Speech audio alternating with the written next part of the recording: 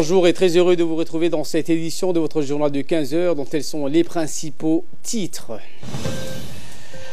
Après Tadjoura, c'était ce matin au tour d'Obok d'accueillir le Premier ministre Abdelkader Kamil Mohamed qui mène des consultations de terrain sur le processus de décentralisation. Réouverture du principal poste frontalier entre la Jordanie et la Syrie.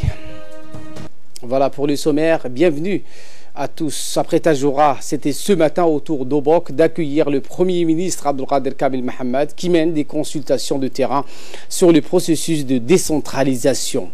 Le Premier ministre effectue une tournée régionale pour constater de visu les avancées enregistrées en la matière. Il est accompagné d'une forte délégation ministérielle comprenant entre autres le ministre de l'Intérieur, le ministre du Budget, la ministre de la Femme et de la Famille, ainsi que le ministre délégué à la décentralisation.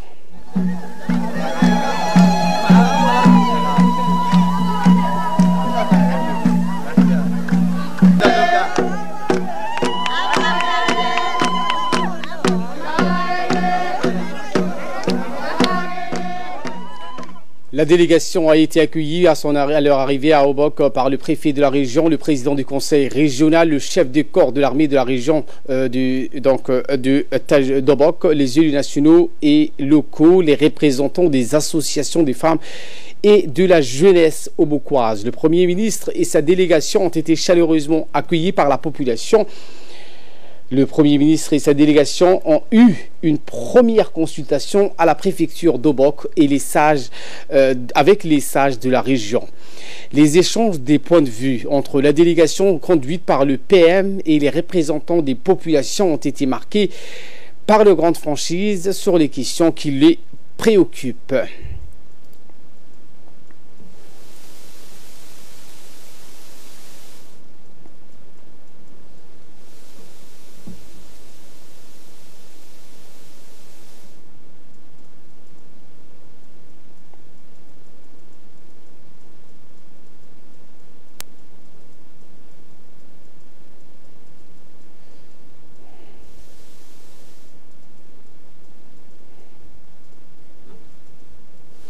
Le Premier ministre a rappelé lors de cette consultation que sa visite découle de la volonté du chef de l'État, Ismaïl Marguerite, qui tient absolument à l'aboutissement de la décentralisation pour mieux rapprocher l'administration des administrés. D'où le but de sa visite d'évaluation de la mise en œuvre du processus conduisant à une décentralisation efficiente.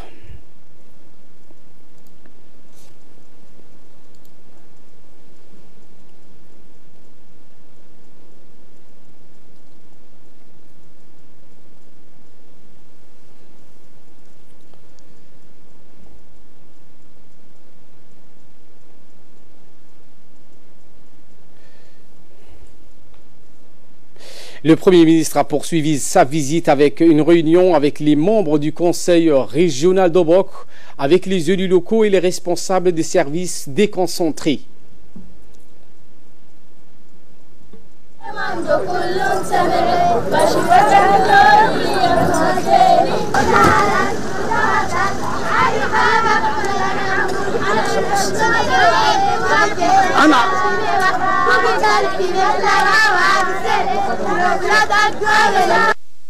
Le président du conseil régional a ouvert les travaux en déclarant que la décentralisation commençait à prendre forme avec une avancée majeure en matière de transfert des ressources. Le Premier ministre a de son côté passé en revue les services déconcentrés, leurs capacités humaines, matérielles et financières. Les responsables des différents services déconcentrés ont exposé au Premier ministre et à sa délégation l'état des lieux de leurs services respectifs.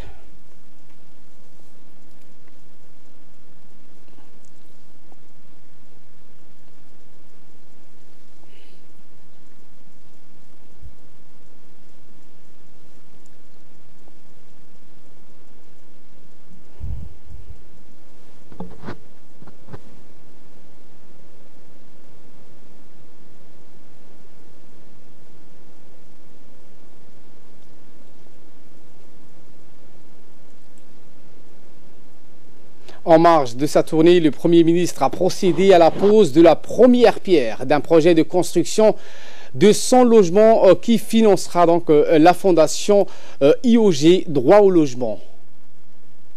La fondation IOG Droit au logement donc a décidé d'étendre ses actions dans les régions de l'intérieur du pays.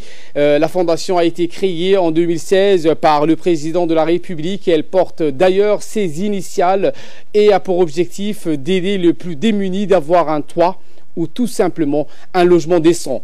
Cette fondation s'active afin de préserver le tissu social et familial et éviter ainsi l'apparition de ce qu'on appelle les SDF ou les sans domicile fixe ou des personnes qui n'ont pas un abri.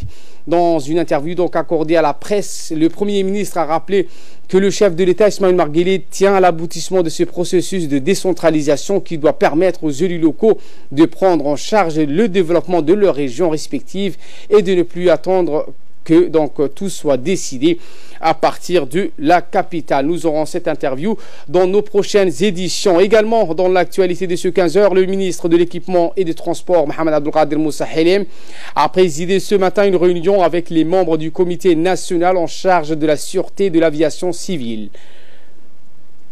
Ce comité est l'organe gouvernemental qui regroupe tous les décideurs des entités en charge de la sûreté de l'aviation civile. Il appuie tous les intervenants chargés d'assurer la sûreté aéronautique et qui opèrent sur la plateforme aéroportière. La mission de ce comité est de promouvoir la coordination des mesures de sûreté de l'aviation civile entre administrations, organismes et autres organisations chargées de la mise en œuvre du plan national de sûreté de l'aviation civile. Ce comité intervient pour annihiler tout risque de toute menace de n'importe quelle nature. Il étudie ainsi les recommandations formulées par les comités de sûreté aéroportière et sont le cas demandé à l'autorité concernée d'apporter les changements qu'il faut. L'expertise et les recommandations de ce comité permettent à l'autorité de l'aviation civile d'être en conformité avec les normes de sécurité internationale reconnues au niveau de chaque aéroport. Des mesures optimales de sûreté et de sécurité sont exigées. La mairie de Djibouti et le ministère de l'Éducation nationale et de la formation professionnelle et l'UNICEF ont conjointement organisé aujourd'hui une journée de sensibilisation sur l'hygiène et la nécessité de se laver les mains à Balbala, donc des mains propres pour rester en bonne santé. C'est sous ce thème qu'a été organisée cette journée. Se laver les mains avec un morceau de savon avant ou après avoir mangé, quand on sort des latrines, après avoir nettoyé le sol ou un endroit sale. Ce geste est devenu un impératif pour éviter les maladies et quand on vit en société, une journée mondiale pour conscientiser les masses populaires pour effectuer ce geste simple a été instauré et cela sert à sauver des vies humaines. Pour cette édition, une grande attention a été portée sur les enfants. La mairie de Djibouti-Ville, en partenariat avec le MENFOP et l'UNICEF, a tenu cette année à marquer cette journée en se rendant dans 3 écoles, à Balbala 3, à l'école du Stade et à l'école de la zone portuaire sud. Pour prévenir les maladies et même sauver des vies. Les enfants l'ont si bien dit aujourd'hui et nous ont démontré aussi à travers leurs messages et les sketchs. Il y a un partenariat mondial qui existe pour le lavage des mains et qui a lancé la première journée mondiale du lavage des mains le 15 octobre 2008. Donc aujourd'hui, nous célébrons en fait les 10e année de cette célébration et nous avons réussi à mobiliser 120 millions d'enfants dans le monde, donc à travers 73 pays sur les 5 continents, à se laver les mains avec du savon. Et aujourd'hui, je suis fière de constater que les enfants de Djibouti aussi ont contribué et continueront à contribuer à cette initiative mondiale. Et aujourd'hui, cette initiative a été approuvée et commémorée par les gouvernements, les institutions internationales, les organisations non gouvernementales, les entreprises privées et par aussi les communautés à travers le monde et surtout par les enfants eux-mêmes. Ces journées, donc, comme je le disais, offrent une occasion de célébrer, de défendre et de sensibiliser les populations sur l'importance du lavage des mains avec du savon. Et c'est surtout un catalyseur pour l'action nationale, locale et mondiale. C'était donc la représentante de l'UNICEF à Djibouti, Madame Janabou Maoundé. Et de son côté, le maire de la ville de Djibouti, Fatouma Awal Ousmane, a mis l'accent sur l'information et la sensibilisation auprès des élèves et des associations des parents d'élèves. Écoutons justement les propos de Madame Fatouma Awal Ousmane.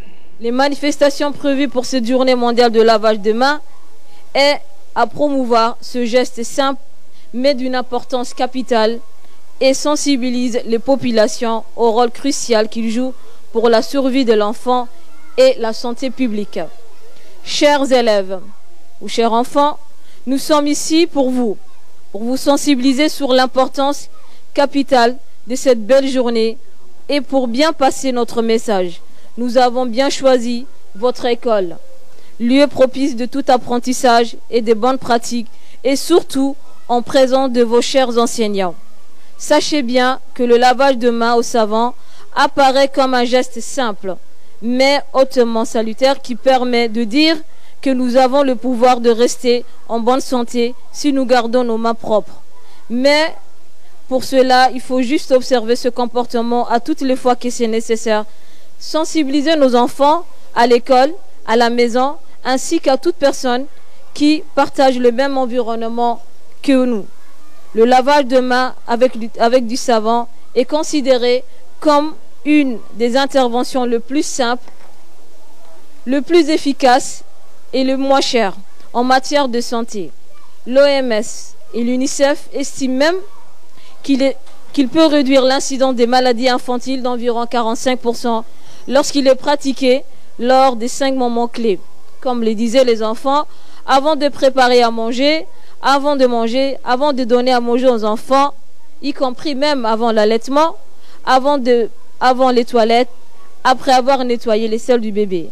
Mesdames et messieurs, afin d'améliorer la sensibilisation sur les gestes qui sauvent la vie, la mairie de Djibouti, en partenariat avec le ministère de l'Éducation nationale et de la formation professionnelle et l'UNICEF, se mobilise à l'occasion de cette journée pour mettre en lumière les dangers d'une mauvaise hygiène des mains dans 3 écoles primaires de 3 communes de la ville de Djibouti, à travers un programme d'une demi-journée bien riche en couleurs, à savoir un sketch, une démonstration de lavage des mains, de jeux questions-réponses, diffusion de messages clés et distribution des récompenses aux enfants.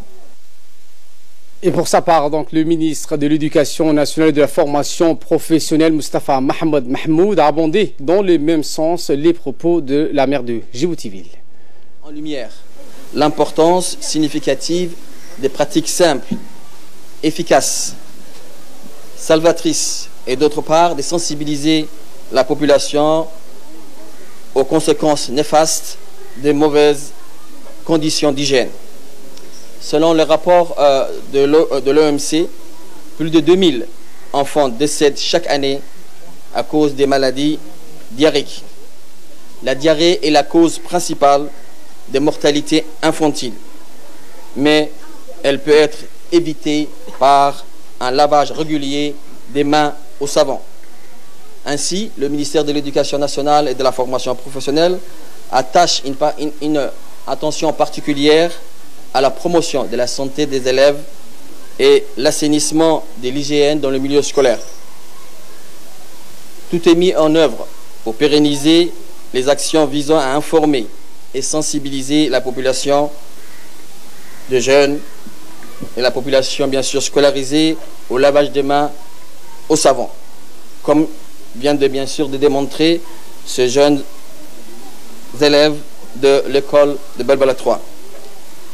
Ils l'ont très bien montré, ils l'ont très bien démontré, toute l'importance et bien sûr toutes les étapes à réaliser.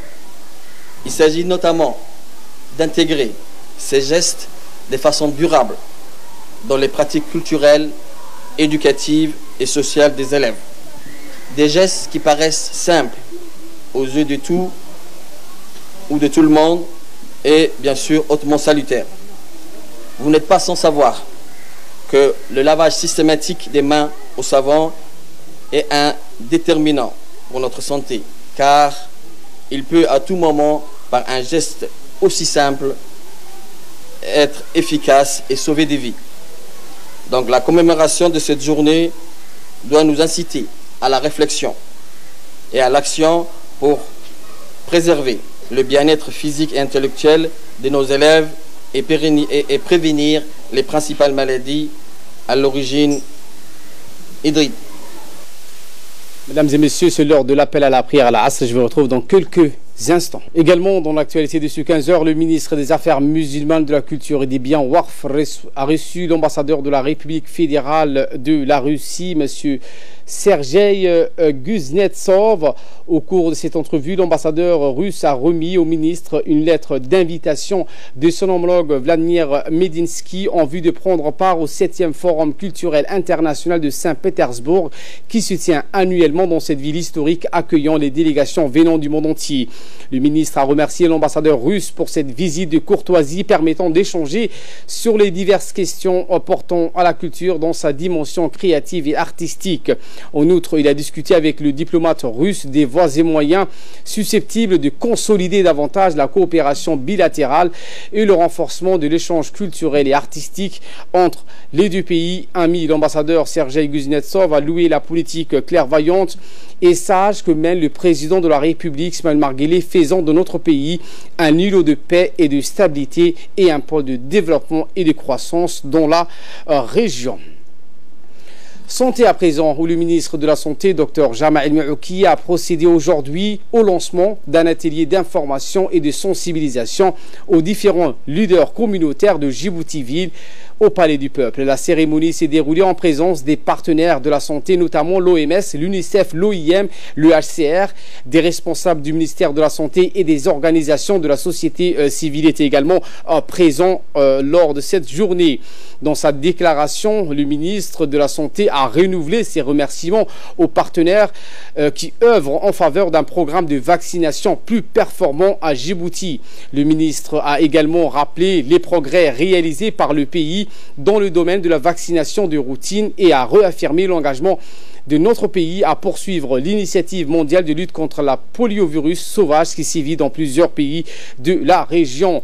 En République de Djibouti, du 14 au 20 novembre 2014, environ 120 000 enfants de 0 à 59 mois recevront les 2 gouttes du vaccin contre la poliomyélite. Il faut signaler également que la poliomyélite est une maladie infectieuse qui touche plus particulièrement les enfants de moins de 5 ans. La représentante de l'OIM et le représentant du HCR ont insisté sur les différentes interventions liées à cette campagne.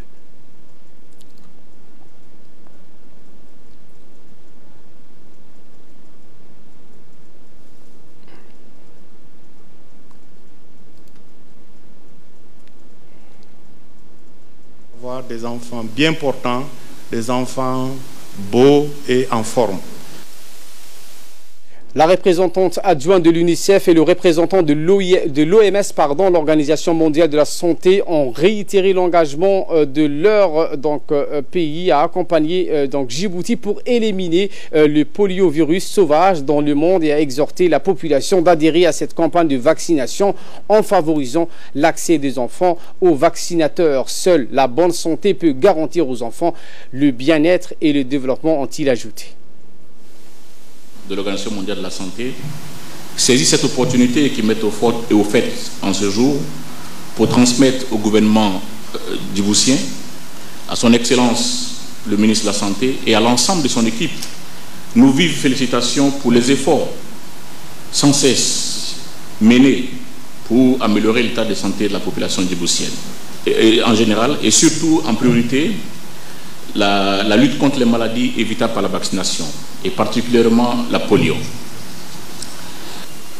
Je voudrais donc réitérer mes félicitations à son Excellence le ministre de la Santé pour avoir initié cette campagne de vaccination ainsi qu'une campagne de vaccination contre la rougeole qui va enchaîner immédiatement après cette campagne. Je voudrais aussi réitérer l'engagement de l'UNICEF pour continuer à renforcer les systèmes de surveillance et de vaccination, notamment dans la supervision, le suivi et évaluation et les stratégies communautaires pour assurer justement qu'aucun enfant à Djibouti ne soit pas vacciné. L'an dernier, le ministre de la Santé a exhorté ensuite les leaders communautaires à s'impliquer davantage dans la sensibilisation et la mobilisation communautaire pour apporter ces messages clés de la vaccination vers les populations. Pour moi, de me retrouver parmi vous à quelques jours du lancement d'une campagne nationale de vaccination contre la poliomyélite.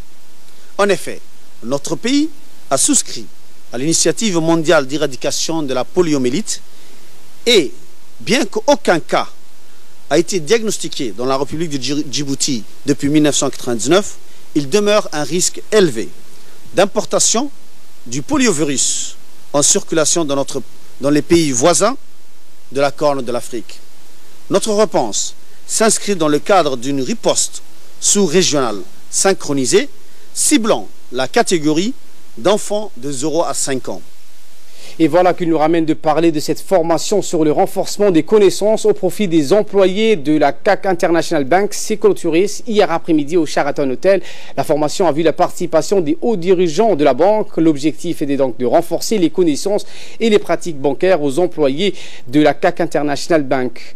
La CAC International Bank porte un intérêt primordial à former ses employés. C'est dans cette optique que la banque a signé un partenariat avec l'université américaine du Caire pour une formation qui s'est tenue pendant 4 jours à Sheraton Hotel. Au terme de la formation, les employés ont tous reçu une attestation.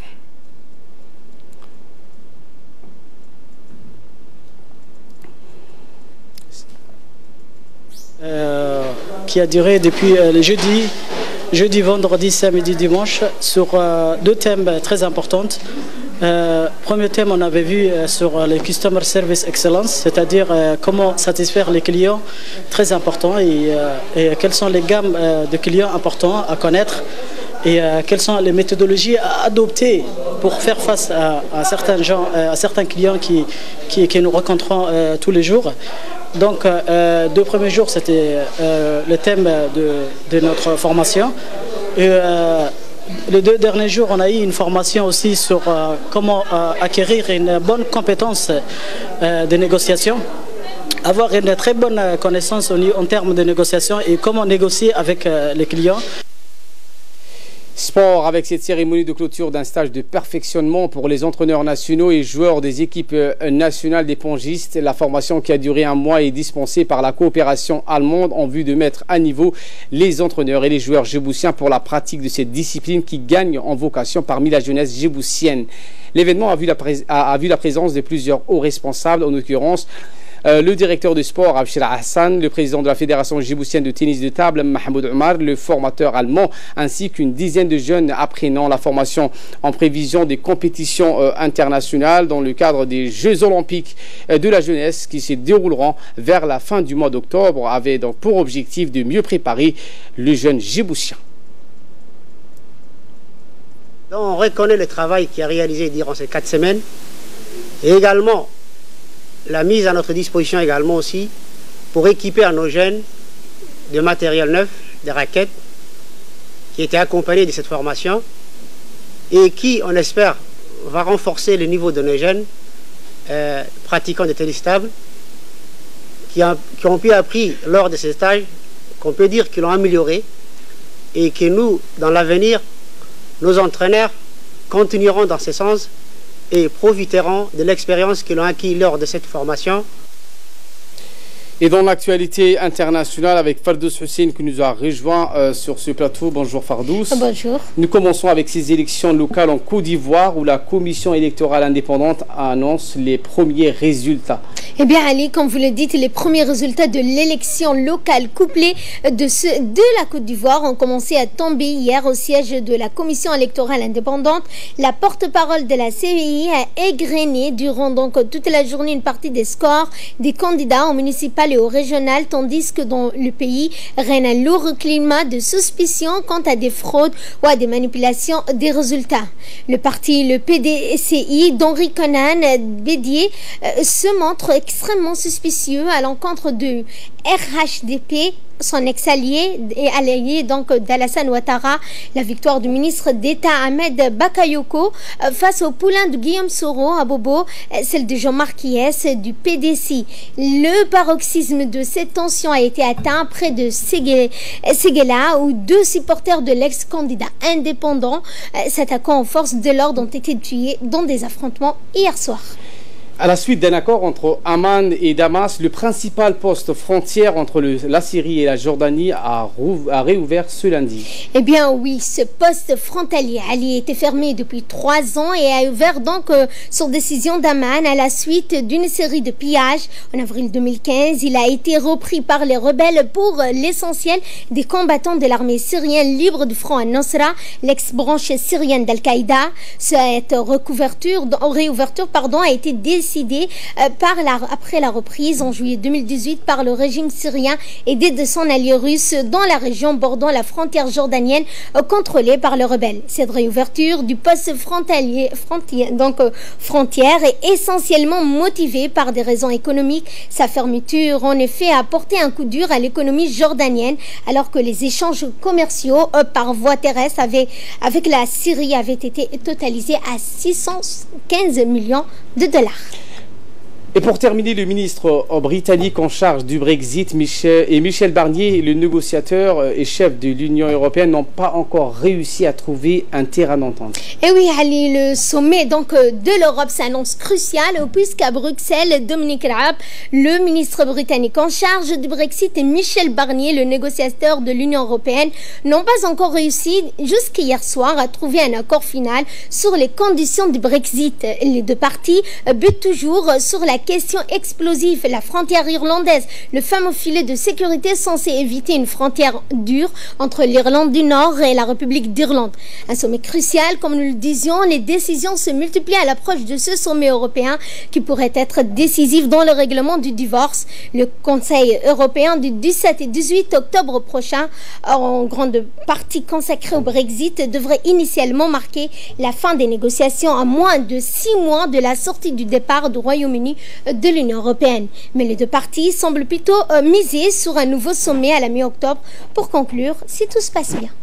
Merci Fardos Hussein pour ces éclairages et merci à vous de nous avoir suivis. Très bon suivi des programmes sur Télé Djibouti.